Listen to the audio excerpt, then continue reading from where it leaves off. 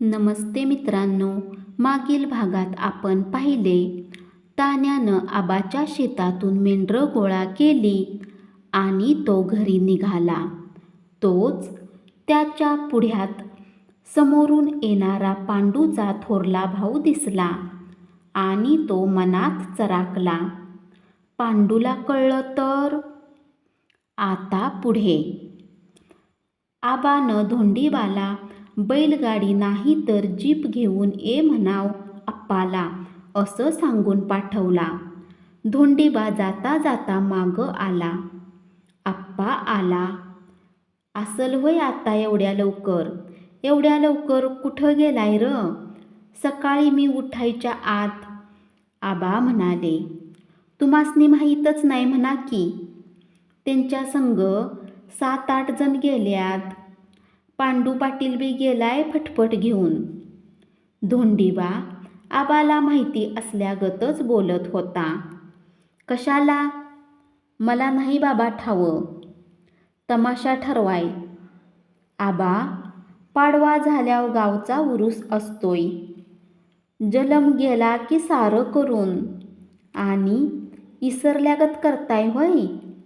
R, मला वाटलं उरूस भरत नाही वाटतं यंदा.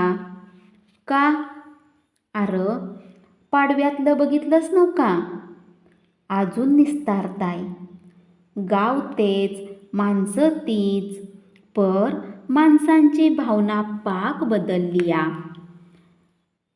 कालच्या गत वारं सुटलं. आबाला ढग गळल असं वाटायला लागलं. गावावर मोठाच्या मोठा एकच ढग तटल्यागत दिसला त्याला. जर तो गळला तर वाफ तुंबतील म्हणून धोंडीबाला म्हणाला, जा जा, बघ नाही तर आण गाडी जुपून. धोंडीबा गेला. आबा एकटाच. उरुसाचं नाव काढलं तसं त्याला मागचं सारं समोर दिसायला लागलं. पाडवा झाला की हे सारं सुरू व्हायचं आणि पावसा पाण्याचं दिस आलं तरी ह्यांचा उरूस होतोयाच. या भागातला आपला मोठा उरूस. गावोगावची माणसं जमायची. बैलगाड्यांनी सारी गावंदरीची शेतं भरलेली असायची.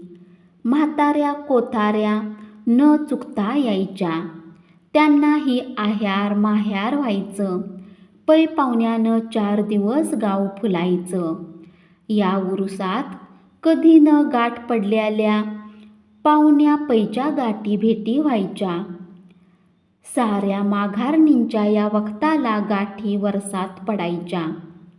देवळाच्या भोवती भर दुकानांची पालच्या पालं पडलेली असायची. सारं गाव जमायचं तयारीसाठी. पाडवा झाला की सारी पुढारी मंडळी आम्ही ह्याच कामात असायचो. देवळाची रंगरंगोटी व्हायची. देवळाचं पटांगण शेणकाल्यानं सारवून सुरवून गाव घ्यायचं. बैलाचं गाडं काढाय म्हणून बरीच जण बैल आणायची. उरुसाला म्हणून 5-50 बैल गावात यायचा. गाड्यांची रांगच्या रांग गल्लीच्या गल्ली भरून जायची. साऱ्या जातीची बैल. आपण एकदा हनुम्या महाराची बैल पुढच्या कडला घातली. पाटलांची तोंड बघण्याजोगी झाली होती. ताशा हलगी लेजमानं गाव गरजायचं. बैलांना नंदी बैलागतीनं सजवलेली असायची. प्रत्येक दारात सुवासिनी बैलांना ओवाळणी करत असे. देवाची पालखी सासनकाठी गावच्या गाव पालखी संग. लाईटी नव्हत्या. राखीलच्या बत्त्या. गाव कसं एकामुठीनं राहायचं. तमाशाचा फड गावंदरीला पटांगणच्या पटांगण स्वच्छ केलेलं असायचं. तमाशाचा मालक पुढच्या वर्षीची सुपारी मिळावी म्हणून विनवायचा. बायका म्हणायच्या, आबासाहेब, आमासनी आमच्या माहेरात आल्यागत वाटतंय तुमच्या गावात आल्यावर. कलेची कदर करणारी माणसं भेटत्यात. बैलगाडीच्या नि बैलांच्या चाळाच्या आवाजानं महारमळी जागी झाली तसा आबा जागा झाला. गळाई झालेला ढग इदळून गेला. गाडीत खाली उतरताच धोंडीबा म्हणाला, बाईला पाऊस बी चावाट झालाय, माणसागतीनंच वागाय लागलाय. आबा गाडीत चढला. धोंडीबा पोती टाकू लागला. टाकता टाकता तान्या पळालं होय आबा. गेला त्याची मेंढरं बघायचं न ग. ढग इदळल्यागत इदळून गेलं बघा. त्यात तुम्ही योग सबूत नावाला म्हणून बोलला नाहीसा, तसं ते इस्काटल्यागत झालं. तू माप बोललास तशीच ठेचाय पाहिजेत लेकाच्यासनी. त्या बिगार ताळ्यावर येणार नाहीत. काय ठेचून उपेग. जनावरांचं ताळ्यावर येणं येगळं नि माणसांचं येगळं. धोंडबा, जनावर एकदा अद्दल घडली तर परत त्या वाटाला जात नाही. पर माणूस पावलाला इसराय लागलाय. त्याला कुठली अद्दल नि कुठला ताळा. पावसाचं पारच फाकलं. किरणं दिसत नव्हती ती दिसाय लागली. आभाळ धुतल्यागत झालं. आबा, राहिल्याला आंब 2 दिवसात उतरून ठेवूया. पाड चांगलाच लागलाय. होय, तसं करू. कालच्या पावसानं सूर्यफुलाचं लय नुकसान लोकांचं झालंय. एकाएकाचं तर वाफच निजल्यात. रिंगणीत काय झालंय कुणाला दखल. धोंडीबा म्हणाला, अजून माप दिवस हाय. आंब उतरू, घरात तसंच रिंगणीत जाऊ. आबा असं म्हणीत गाडीत चढला. धोंडीबानं बैलांच्या येसनी धरल्या. गाडी एकार एकार वगळीतनं निघाली. रस्त्यावर गाडी आली. त्यांच्या पुढं रकमाचा बाळ्या सूर्यफुलांची साठी भरून गावाकडं गाडी घेऊन निघालेला. तो गाडीतनं मागं वळूनच म्हणाला, काय गा, पाड तरी लागलाय काय. कुठला र. कालच्या पावसानं निम्म अर्ध पाक झडलं. 4 दिवस जायला पाहिजे होतं आबा. देठाला जात लय हाय हलकी. आपल्या रायवळीगत नाही वाढत. बाळ्या म्हणाला, देटाला हलकं बी आणि त्यात नारळा एवढा आंबा. कुठला पेलतोय गा देठाला. झाडं ती दिसात पडलेल्या बाई मर्दामागं डेंगल्यात. पार धरणीला चिकटल्यात. धोंडीबानं सांगितलं. गाडीमागं गाडी निघाली होती. गाडीतनंच बोलणं चाललेलं होतं. दर बी लय हाय म्हण त्याला. बाळ्या म्हणाला, कुणाच्या बाला ठाव हाय. कवा ऐकल्यात. पहिलंच वरीस. आप्पा म्हणतो या वर्षियानं लागवड करायची. धोंडीबा म्हणाला, आगा, दर हाय. माझा पाहुणा मागं लागलाय. गुदस्त्याच्यानं म्हणतोय उसापरास पीक देतय. बाळ्या म्हणाला, मिळत असल पैसा. आप्पा म्हणत होता 10-15 रुपयानं योक आंबा जातोय म्हणून. धोंडीबा म्हणाला, आणि 4 वर्षाचं कष्ट, मागं धगधग नाही. बाळ्या म्हणाला, होय होय. आर, माणसांना सांगून दमलो आम्ही. नाही आबा, मी लावतोच या वर्षी फणस टेकावर. पाण्याची खळ नसताना आम्ही आळसुंड झालोय. बाळ्या आबाच्या नि धोंडीबाच्या बोलण्यावर निश्वासानं बोलला. मधनं 2 रोपाच्या मध्ये भाजी बिजी टाकाय येतीया. आबा म्हणाला. बाळ्याच्या डोसक्यात कलमी आंबा फिरायला लागला. गाडी कधी गावात आली ते त्याला कळलंच नाही. गाडी वाड्यामोहरं आली तसा धोंडीबाचा पोरगा आणि रवी पळतच आले. गाडी रिकामी झाली तसा रवी गाडीत चढला. धोंडीबा आबा आत गेलेली. चहा घेऊन रिंगणीकडं जायचं होतं. तोपर्यंत गाडी वाड्यामागं निघाली. धोंडीबानं चहाचा कप तसाच ठेवला. बैलांना दबवीत तो पळायला लागला. आबाच्या अंगाचं पाणी पाणी झालं. धोंडीबा चालत्या गाडीत मागणं चढला. बैलांचं कासरं हातात धरलं. बैल रोजच्या जाग्यावर उभी होती. त्यांना वाटलं कासरं घोडीतनं पुढं जातील. पण धोंडीबानं बावकड्याचा चाबूक घेतला आणि 2-2 वादाडं दिलं नि म्हणाला, दमलायसा वय गाडी ओढून. तुमच्या भनं रवीनी धोंडीबाचा पोरगा हसाय लागली. बैल अंग चोरून पळाय लागली. आबा पळत्या गाडीत चढल्यावर तर रवी मोठ्यानं हसायला लागला. हसतोयस काय लेका? गाडी गेली असती मागच्या गोबर गॅसच्या खड्ड्यात. चांगलंच काम लावलं तसं आता दोघांनी, आबा म्हणाले. गाडी रिंगडीत आली. सूर्यफुलाचा वाफा निम्मा अर्धा वाकला होता. गावातल्यापेक्षा पाऊस इथं कमी पडला होता. सूर्यफुलाच्या बांधाला गवताची टोंबं आहेत. ती काय लागलीच भर होईल वैरणीची. आबा धोंडीबाला म्हणाला. 10-15 मिनिटात 7-8 पेंड्या धोंडीबानं काढल्या. वैरणीनं माडीची साठं भरून कडूस पडायच्या आधीच ती घरात आली. पावसाचं होतं नव्हतं ते सारं पांगलं. नदीच्या बारमाही पाण्यानं एकेकाळी लागावा वाटणारा पाऊस अगदी लागावाच असं वाटत नाही. माणसांची उन्हाळी पिकं भात, भुईमूग, सूर्यफूल यांची सुगी लागली होती. या सुगीत तो नकोच होता. जो तो पांगलं बरं झालं असंच मनात म्हणत होता. एकेकाळी या दिवसात चूळ भरतो म्हणाय नदीला पाणी नव्हतं. दोन्ही नद्या असून या दिवसात ऊस वाळून जायचा, खराटं व्हायचं.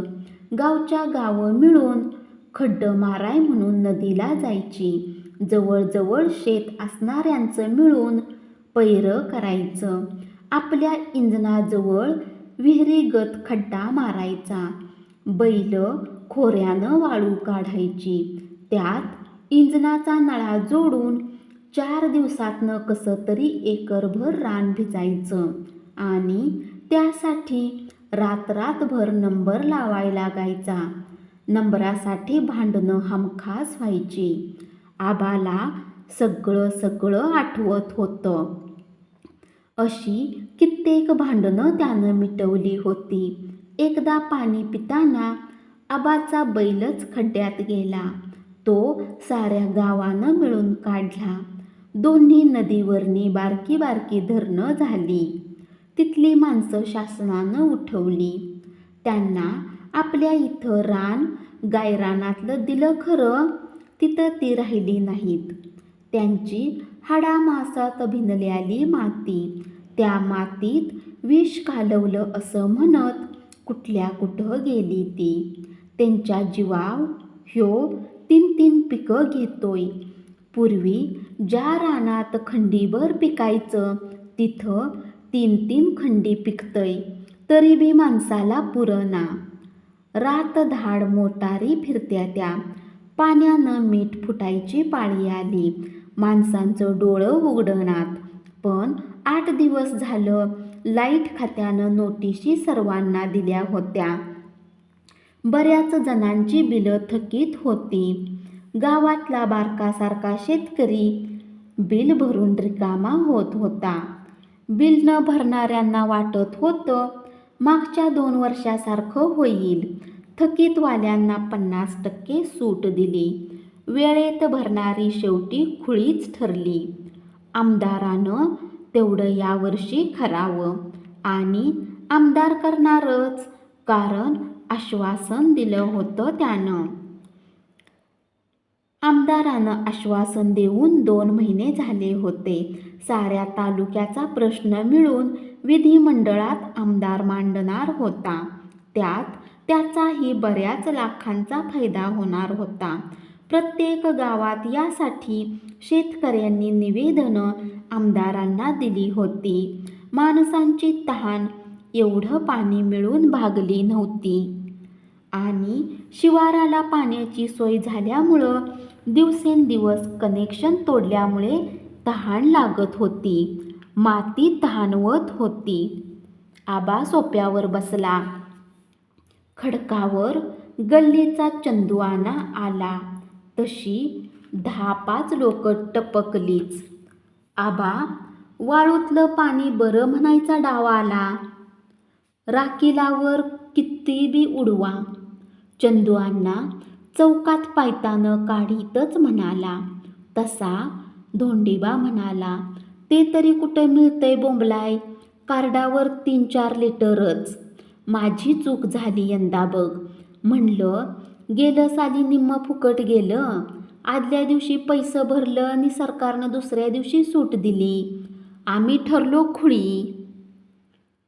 गावातली धेंड शानी ठरली आणि यंदा ह्यो डाव आला. ऊस वाळून खराटाच होणार. पैसं होतं ते टाकलं खर्चून. चंदुअण्णा म्हणाला, त्यात कालचा अजून वाईच ढासळला असता तर योग फेर निघत होता. पिकाचं नुकसान आहे थोडं, पर रानाची आग झाली. आज ढासळल म्हणलं तर इदाळलं. रकमाचा बाळ्या म्हणाला. तोपर्यंत धोंडीबाला पिकाच्या नुकसानवरनं लक्षात आलं. चंदुअण्णा मेंढरं घेऊन तान्या धनगर आला होता महारमळीत. कशाला येताय म्हणाव बेन्यासनी. शिप्पीभर फुकटची घावली की बापलेक धावलीच अशी लय गावात आहेत. रकमाचा बाळ्या म्हणाला. त्याला गण्यागुरवानं पाठिंबा दिल्यागत. होय, तसल्याचं बी मोडल्या बिगार भागायचं नाही. गाव निम्म अर्ध नाचलं. काय कळतच नाही त्यासनी. आज विचार कसा ईर घालल्यागत झालाय तो. आबा असा म्हणाला नि धोंडीबा साऱ्यांना सांगायला लागला. आबांनी त्याला घोंगड्याची खोळ भरून आंब दिलं होतं. आबाचं काय ते आजच हाय वय. चंदुअण्णा असा म्हणाला. आणि आबा, आर खाऊ द्यात. देऊन संपतय होय. धोंडीबा, दे की ह्यासनी आंबा. कसं लागत्यात ते तरी बघू द्यात. आणि मला पानाचा डबा दे. धोंडीबा उठला. ठावणीवरचा पानाचा डब्बा आबाला दिला आणि साऱ्यांना आंब दिलं. हाबूट आंबट नाही की, गजात भारी हाय. खोबऱ्यागत आंबा खात गण्यागुरव म्हणाला. कलमी कशाला म्हणायचं, ह्यालाच की. मिचका सर्जा माहिती पुरवायला लागला. पिकवल्यावर काय लागल आंबा नाही, मधात बुडवल्यागत. चंदुअण्णा म्हणाला. मधागत? 15 रुपयाला योक हाय म्हण पिकल्याला. आप्पानं धोंडीबाला कधी बोलता बोलल्याला तोच दर धोंडीबा सर्वांना सांगत होता. आबाचं पान खाऊन तोंड रंगलं आणि म्हणाला. धोंडीबा, आप्पाचा काय पत्ता? नाही नव अजून आला. पहिल्यागत ती तरी आता गावत्यात होय. जनता वाढली तसं त्यांचं खेळ बी वाढलं. धोंडीबा म्हणाला आणि चंदू आबा अण्णाला म्हणाला. आबा, मीटिंगला बी आला नाहीसा. नावांनाव साऱ्यातनंच अंग काढून घ्यायचं ठरवलंय की काय? धन्यवाद.